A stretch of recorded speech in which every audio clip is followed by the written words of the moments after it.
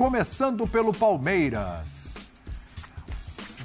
Comecei o Palmeiras falando de Estevão da última vez, comecei o Palmeiras falando de Estevão da penúltima vez. Você vai ser repetitivo? É isso aí. Cadê o repertório do apresentador? Então, mas aí tá complicado, né? Porque como não falar de Estevão? Como não abrir o assunto Palmeiras não falando de Estevão? O Estevão não permite que o apresentador mostre o seu repertório de assuntos, porque ele é repetitivo. Esse menino, ele realmente está jogando muito. A gente tem 15 rodadas não completas, mas em curso aí no campeonato. E o Estevão, ele é, por enquanto, o craque da competição, né? Acho que tem eu ia perguntar isso, uma disputa interessante entre ele, Pedro, Matheus Pereira. Acho que são os 3 melhores jogadores. Peraí, a briga aí. Eles são jogadores tão diferentes, né? Um 9, um 10, um 7, né? Em um olhar mais simples.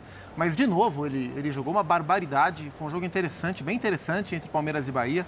Não só porque são duas equipes muito qualificadas, não por acaso elas ocupam os espaços que ocupam no campeonato.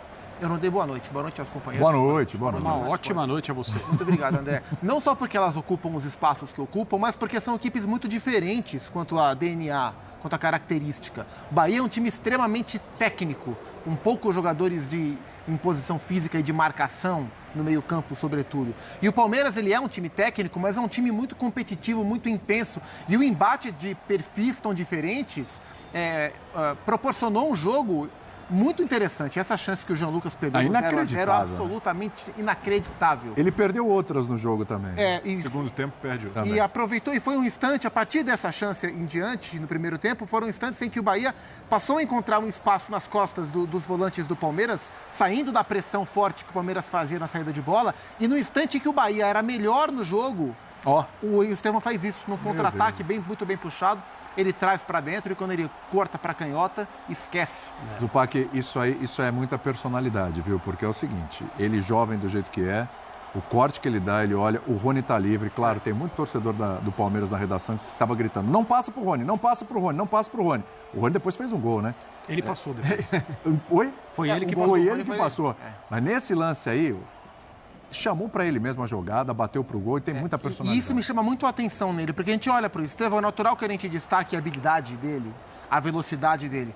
Mas uma coisa que me impressiona é a força e a qualidade da finalização dele. Ele já é, estatisticamente, um dos maiores finalizadores do campeonato e um dos melhores em aproveitamento de chutes certos a cada 90 minutos. Então, é um menino que desponta com só 17 anos em um jogo bastante interessante, onde o Bahia teve chance, mas voltou a pecar nos grandes jogos na definição. Contra o Flamengo pecou, contra o São Paulo pecou, contra o Palmeiras pecou. E quem geralmente peca contra o Palmeiras, paga os pecados, né? E o Palmeiras venceu com merecimento, mas foi um jogo bem legal de assistir. É verdade. André, são 5 gols já do Estevão no Campeonato Brasileiro. O artilheiro da competição tem 7 gols, né? Que é o Pedro. Aí você tem a briga ali do Verratti com o Lucheiro também.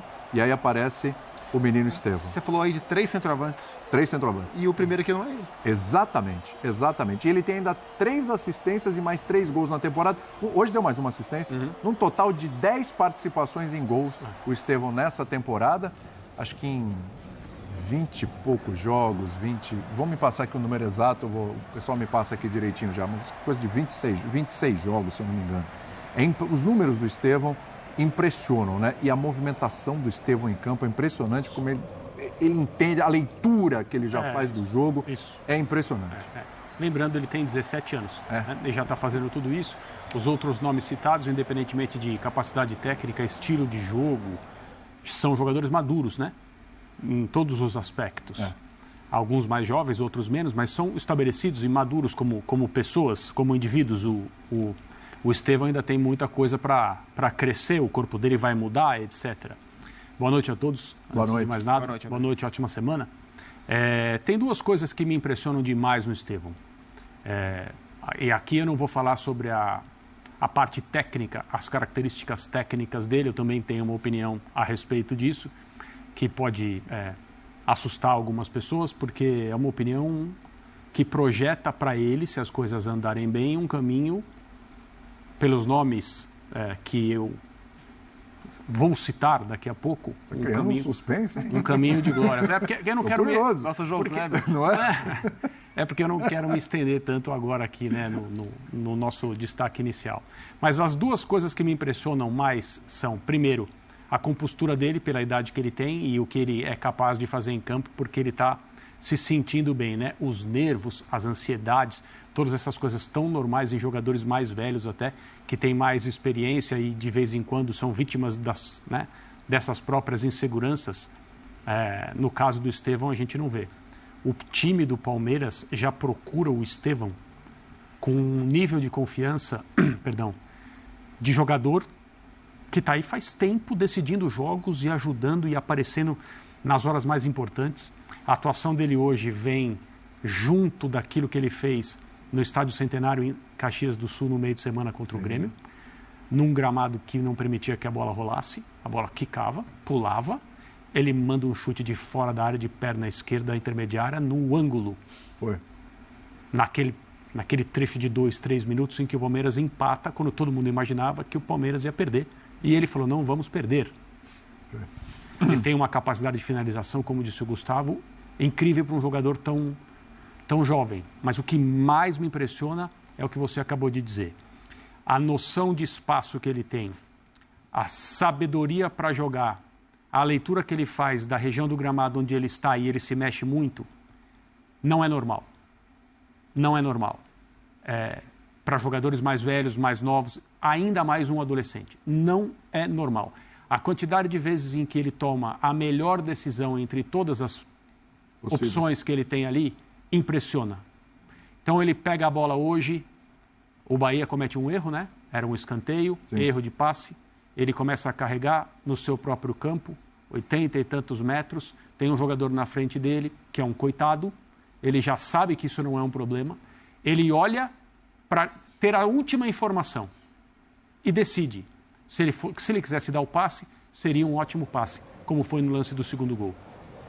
A jogada individual, cortando o zagueiro e armando o chute de pé esquerdo, certeza do gol, esquece. É anormal. É anormal. A leitura de gramado que ele tem é impressionante. Quando ele entra na área, aí protegido, porque os zagueiros não têm mais a falta como opção, é literalmente o caos, porque já sabem do que ele é capaz. Os zagueiros não chegam mais perto, não tentam mais botes secos, porque sabem que isso é um convite a uma humilhação. E ele é muito, muito, muito diferente. Muito diferente. E do ponto de vista técnico, para mim, aquilo que se dizia dele desde que ele era um menino, que está se confirmando agora, ele é da mesma família, o que não significa que ele terá o mesmo sucesso. Eu estou falando de características individuais, natas, habilidades, conjunto de habilidades de um indivíduo. Na grande árvore genealógica dos atacantes nascidos no Brasil, ele é do mesmo ramo, ele é do mesmo tronco do Ronaldinho Gaúcho, do Robinho. Você está falando do Robinho? Estou falando das características claro. de jogador de futebol do Robinho e do Neymar. Essa é a família futebolística dele. Isso significa que ele terá o mesmo tipo de carreira desses jogadores? Óbvio que não. Significa que ele tem potencial? Sim. E eu acho que nós vamos vê-lo na Copa do Mundo.